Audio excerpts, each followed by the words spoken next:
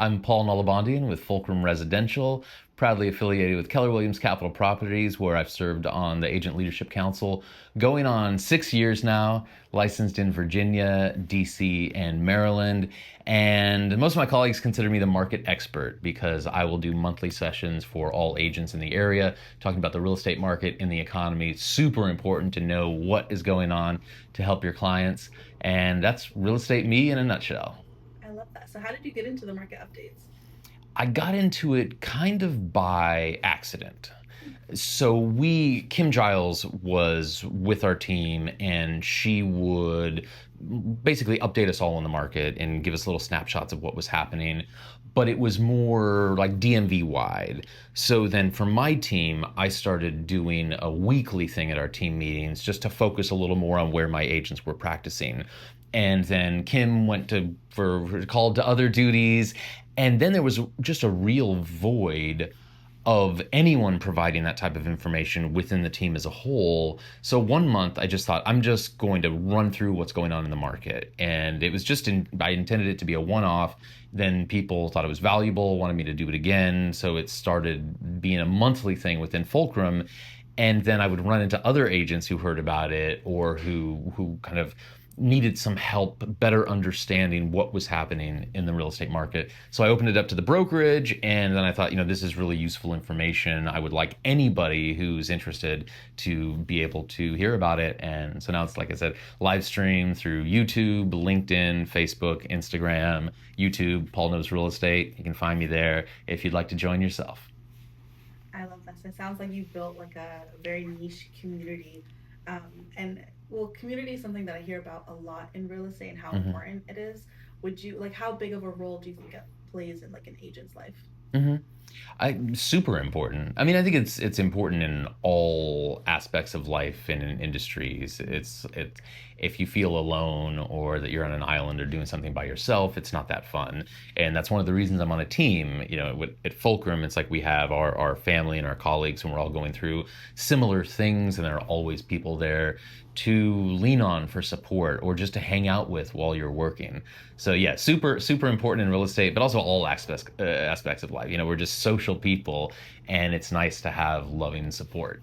So what exactly got you into real estate? And then hmm also in the same breath, like what has made you stay this long? Okay. Yeah, I got into real estate. I'm an attorney, practiced law for many years, and it never fulfilled me. And I would engage in other things outside of real estate to fill in those missing pieces. But I reached a point where I just thought, I don't have to love my job, but I have to get minimal things from it, and compensation isn't enough. I need to be getting other things. So I started this search process of everything under the sun. I thought about going into getting an MBA, going into finance, maybe a PhD, going into teaching, or becoming a consultant. All of these different things. And in the end, I really fell in love with real estate my first year in law school. Almost went into real estate law. Had kind of regretted it later on, and decided two things. One, that real estate is wonderful. It's the foundation of our country, really, real property ownership. And it's how like future wealth is built, and families from one generation to another provide for each other. And then also residential real estate is working with those families and those real people. And in law, I worked with companies, and those were our clients. So this is like real people with real issues, real problems, real stress, and the thought that I could come in, relieve that stress, help them get to where they needed to be, and then be happy to see me. That just seemed like a winning proposition. And then why I'm still in it after going on 8 years now, it's really it's all the things I anticipated and expected. And I had spent a lot of time speaking with agents and looking into the business before getting into it, because I thought if I'm going to leave law, then I'm just going to make one change and that's it until I retire. So I wasn't going to get into something unless I knew everything about it and really felt like I was making an informed decision. And so there are elements of it that aren't fun. There's the business side of it. You have your own business, you have to support your business. There are just the day-to-day things you need to do to maintain a thriving business.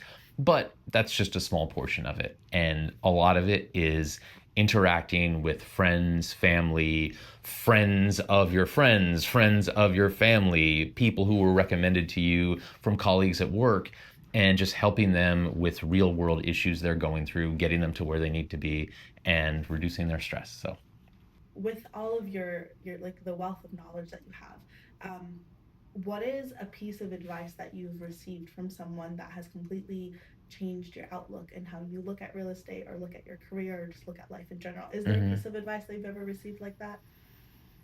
I know early on there was, like, I got so many great nuggets of information. And when I was starting out with Fulcrum, I was Mike Letterman, who's now just thriving on his own, Ty Voiles, co-founder of Fulcrum, and Tom Cavanaugh, co-founder. They shared an office. Tom was like, well, we're out of space, so you can take my desk. So I'm sitting there with Mike and Ty, and then Tom would pop in. So I was just surrounded by knowledge and wealth of information, and I just tried to soak it up like a sponge. And then it just, like, other agents like that, I relied on so many people when I was starting out. Right now, like, put on the spot, like, don't get the, it's, I can't think of one of those kind of transformational things right now, but there have been many, Many. and I've relied on so many people to get to where I am now. So would you say that you've had like a range of like mentors in your career? Hmm. Is like mentorship a big part of your career? Yeah, my approach to real estate was, and this is why I joined a team, is like I'm transitioning to a second career later in life. I don't have time to waste. I would rather not make mistakes, fix them, carry on. I would rather just surround myself with people who already made those mistakes, already fixed them, and then get a jump off of their backs and all of their hard work. And so that's what I did. And yeah, absolutely. It's just so, I feel like I felt like 6 months into practicing real estate, I was at a proficient elite level. And the only way that was possible is just getting just incredible mentorship and support from people around me. I love that. So before you joined Fulcrum, were you ever debating joining a different team? And like, if you were, like, why did you go with Fulcrum instead? Hmm. Yeah, I was looking at a variety of teams, and it was really, I wanted a team. I mean, number one, it they had to be elite real estate agents, and because that's what I wanted to be. And you are who you surround yourself with. So the threshold criteria was elite team and agents, and so that narrowed it down a lot because there are only so many at the top. And then beyond that, it's I had to like the people I was working with. That's also why I gravitated to real estate, is kind of in a corporate environment. Your clients are your clients. There are many layers, even within a single client. You don't really get to control who you are interacting with. And so if someone's an ass, or if someone just doesn't treat people with respect, you're locked into that environment. It's not pleasant and can affect you in all aspects of life. So with this, it was my clients. I'm going to work with people that I like and respect, but then also my colleagues. I'm going to be with people I like and respect.